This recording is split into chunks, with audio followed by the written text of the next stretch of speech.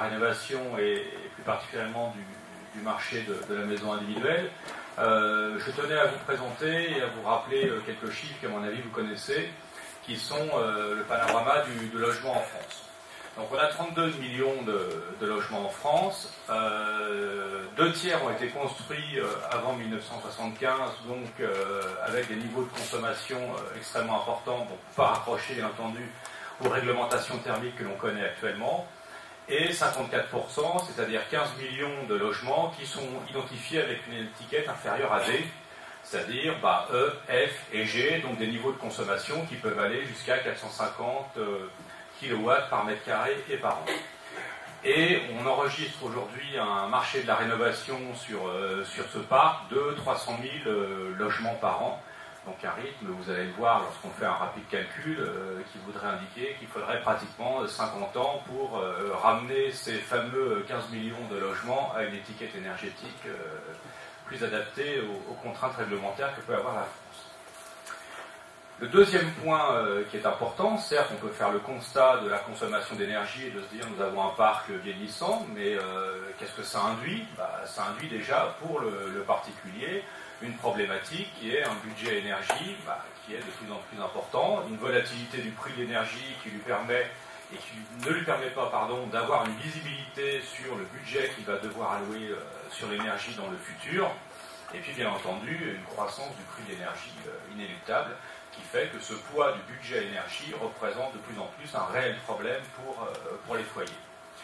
Et on a à peu près 3,4 millions de foyers qui sont aujourd'hui en précarité énergétique. Simplement, le graphe qui est indiqué en dessous vous permet de montrer quand même le delta qu'il peut y avoir entre une étiquette G et une étiquette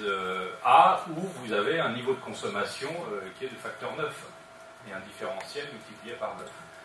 Donc il y a des choses à faire, il y a des choses à améliorer sur le marché de la rénovation,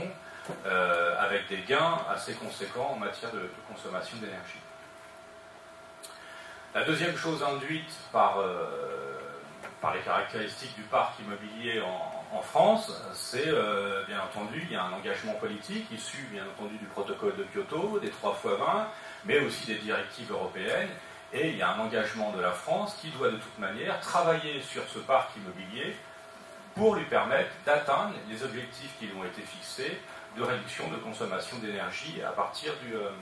des logements. Donc la consommation moyenne actuelle du parc, elle se situe aux alentours de 240 kWh par mètre carré et par an. Les objectifs qui sont fixés en 2020, c'est d'avoir moins 38% de consommation, donc de ramener cette consommation à 150 kWh.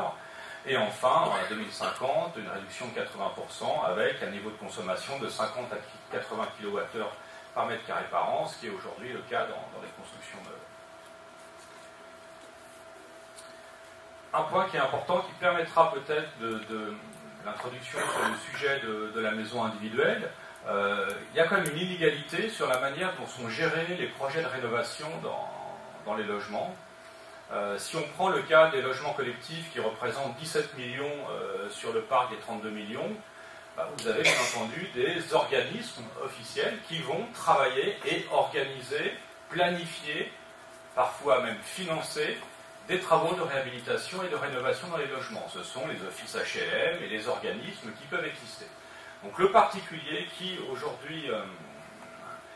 habite dans un logement collectif va de toute manière être accompagné soit par l'intermédiaire d'offices HLM ou d'organismes officiels pour travailler sur des projets de réhabilitation et de rénovation pour amener cette réduction des consommations d'énergie. Vous avez le même type dans les logements privés, et la plupart du temps ce sont les syndics qui vont gérer ces projets de rénovation. Sur le cas de la maison individuelle, on est dans une situation nettement différente, puisque le particulier se retrouve seul, confronté à cette problématique de consommation d'énergie et à cette problématique de rénovation. Et il ne trouve aujourd'hui sur le marché assez peu d'établissements ou d'organismes qui vont lui permettre de planifier, d'organiser, de financer et d'effectuer ces travaux de rénovation en toute sérénité. Donc vous allez le voir dans les sujets que nous allons traiter, et je crois que je dois réintervenir, la manière dont nous pensons que nous devons travailler sur la maison individuelle pour accompagner ces particuliers à entamer les travaux de rénovation en efficacité énergétique. Donc quelques éléments clés sur ce que l'on vient de se dire, brièvement. Donc, on a certes un parc énergivore, vieillissant. On a un rythme de rénovation qui est trop faible, 300 000 rénovations par an, il faut 50 ans pratiquement pour amener ces fameux logements en étiquette inférieure à D à un niveau plus raisonnable. Outre les aspects environnementaux ou réglementaires liés aux émissions de CO2, il y a aussi une problématique que l'on doit intégrer pour le particulier, qui est la problématique du budget énergie et du poids que peut représenter l'énergie dans le budget. Et puis un point aussi que l'on intègre assez rarement, qui est la baisse du bien, de la valeur immobilière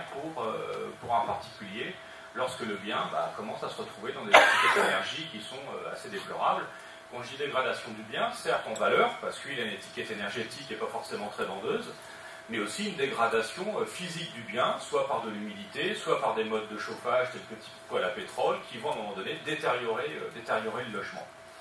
Et puis, le plus important, certainement, une disparité, une inégalité de traitement dans la gestion des projets de rénovation, selon le type de segment que l'on va travailler. En effet, sur le collectif, sur le privé ou dans une maison individuelle, on n'est pas tous égaux face à des projets de rénovation. Certains sont accompagnés dans leurs projets de rénovation, et puis parfois, on se retrouve seul à gérer ces projets de rénovation, et c'est le cas des particuliers en maison individuelle. Voilà ce que je pouvais dire, Eric, sur ce bref panorama en introduction.